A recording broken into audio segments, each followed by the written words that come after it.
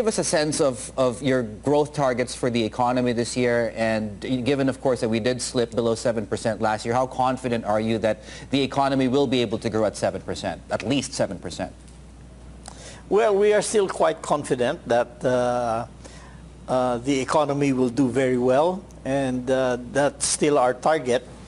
However, you know, we have there are headwinds, both domestically and internationally, and certainly we will try our best to perform at to hit our target.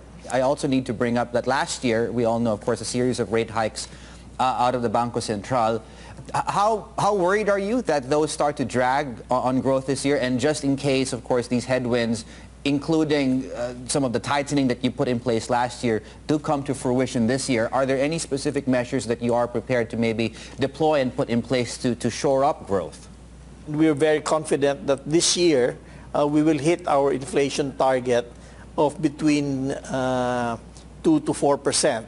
In fact, we are predicting an inflation this year of around 3 or 3.1%. So we have everything in place. We took the necessary monetary as well as the necessary administrative actions to mitigate the inflation rate. And I think we've been quite successful at doing that. Given a relatively benign inflation rate we expect this year, we are stepping on the gas to hasten our build, and infrastructure program. And just a reminder, viewers, of course, that you do sit on the Monetary Policy Board there in the Philippines. You mentioned inflation being benign. It is quite low, of course, right now.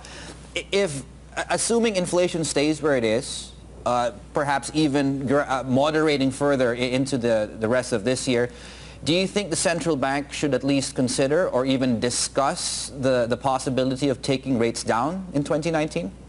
I don't think the rates right now will be a big drag on economic growth. In fact, you know, there are stories like, you know, McDonald's opening 1 store a week. They've been doing that for the last 2 years and will continue doing so. So we're quite confident that the private sector has managed to build in and work with the increases in interest rates that had to come last year. Now, in terms of what is directly, I guess, under your purview itself, in terms of debt sales, fundraising, what have you here, just this morning, the Bureau of Treasury released a report that the Philippines did miss the budget deficit target for last year. How confident are you that you can actually keep within the spending caps this year? And I believe that's at 3.2%. Very confident. Actually, last year, there was a combination of 2 factors that